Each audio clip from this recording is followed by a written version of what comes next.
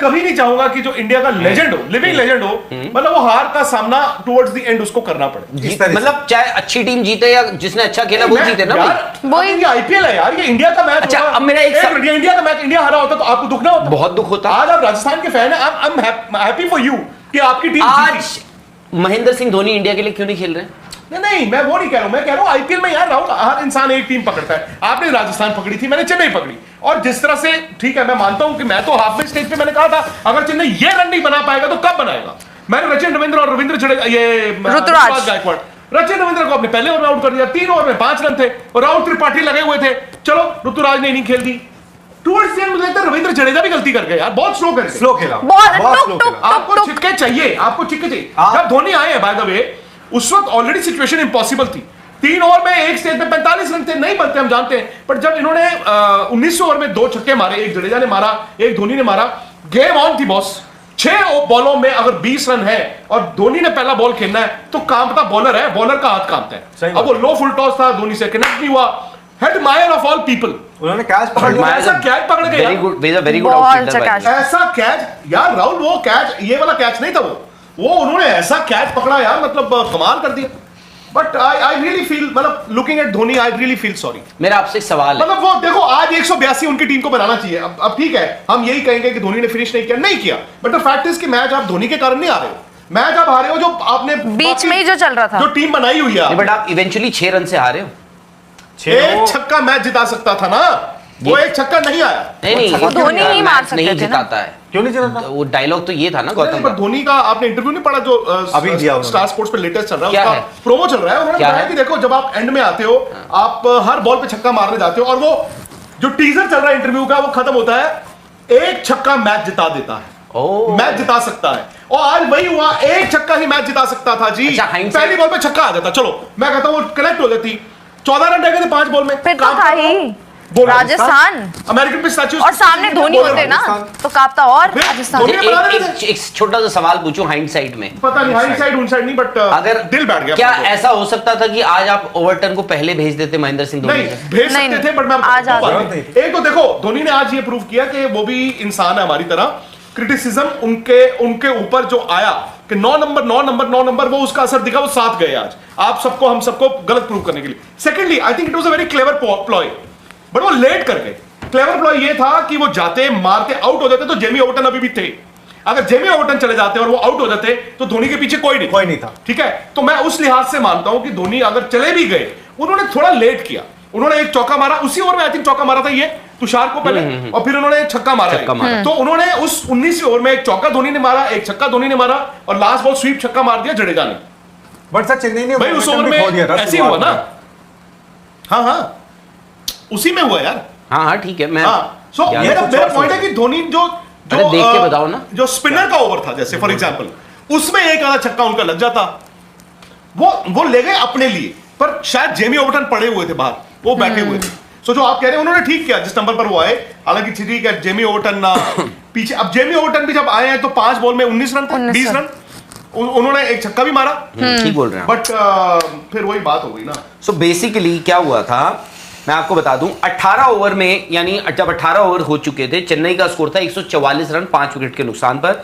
वहां पर आप एक ऑलमोस्ट नियर इम्पॉसिबल तो नहीं, बट एक्चुअली बहुत ही ज्यादा इम्प्रॉबेबल सी सिचुएशन आ गई थी। 39 रन चाहिए थे 12 गेंदों में, धोनी और रविंद्र जडेजा स्ट्राइक पर थे, और मैं एक्सपेक्ट कर रहा था कि वो ओवर दिया जाएगा जोफ्रा आर्चर को, बट आपने वो जोफ्रा आर्चर को ओवर नहीं दिया। मे भी आपको लगा कि यार उनके पास ना पेस जो है वो थोड़ा ज्यादा है, और हो सकता है कि उन्हें उस पेस का इस्तेमाल करके उसको इस्तेमाल करके दोनों कुछ ज्यादा रन ना बटोर ले। पर होता यह है कि वो ओवर जाता है तुषार देशपांडे को। तुषार देशपांडे, पहला बॉल आता है, धोनी उनको थर्ड मैन के ऊपर से, शॉर्ट थर्ड मैन के ऊपर से गाइड कर देते हैं, कोई बात नहीं, शॉर्ट थर्ड मैन के ऊपर से उनको गाइड करते हैं, चौका, अगली बॉल सिंगल, फिर आ जाता है equation 34 run of just 10 deliveries, सिर्फ 10 बॉलों पे 34 रन। अगेन स्टिल अभी भी वो 5 रन आने के बाद इम्प्रॉबेबल सिचुएशन है। फिर होता है कि जी दूसरी पे सिंगल, तीसरी पे सिंगल, चौथी बॉल आती है स्लॉट में, धोनी मारते हैं लॉन्ग ऑन के ऊपर से छक्का। अस्सलाम वालेकुम जी, कैसे हैं आप लोग। तो आज हम बात करेंगे सनराइजर वर्सेस हैदराबाद, जो एक आईपीएल का मैच है, दूसरा मैच जो है राजस्थान रॉयल्स और सीएसके के दरमियान खेला जाएगा। पहले मैच में सनराइज़र हैदराबाद ने टॉस जीतकर बैटिंग का फैसला किया है और दिल्ली कैपिटल की टीम में जो है उनकी वापसी भी हुई है, कहते हैं केएल राहुल की। अब बात करते हैं आगे बाबा जी की। लास्ट वीडियो आपने हमारे चैनल पे देखी होगी, 2-3 वीडियो छोड़कर, जिसमें स्पोर्ट्स तक के शो में एक फाइटिंग सीन हुआ। बाबा जी ने रिमोट पकड़ा और एलईडी पे दे मारा, जिससे एलईडी भी टूट गई। उसके बाद फिर कहते हैं कि उन्होंने टेबल को भी पुश करने की कोशिश की, जिससे टेबल भी अपनी जगह से हिला और काफ़ी ना मैस क्रिएट हो गया था। उसके बाद बाबा जी फिर अगले 2-3 दिन जो है उनको वो कहते हैं लाइव नहीं बिठाया गया कि भाई आप अपने ये इस जो गुस्से को कंट्रोल करें। फिर लेकिन आज बाबा जी का एक बयान सामने आया स्पोर्ट्स तक के द्वारा। बाबा जी का कहना था कि भाई वो इंटेंस मोमेंट थी, मतलब कि हीट के तौर पर मौके पे उनको गुस्सा आया। वो गुस्सा किस बात पे था? वो था ऋषभ पंत के ऊपर, ऋषभ पंत की करंट फॉर्म के ऊपर। उनका कहना था कि ऋषभ पंत को वो बहुत चाहते हैं और वो चाहते हैं कि भाई वो बंदा हर मैच में स्कोर करे। अब उसका नतीजा क्या हुआ कि भाई ऋषभ पंत जो है एलएसजी की तरफ से पहले 2 मैचेस के अंदर फ्लॉप हो चुके हैं।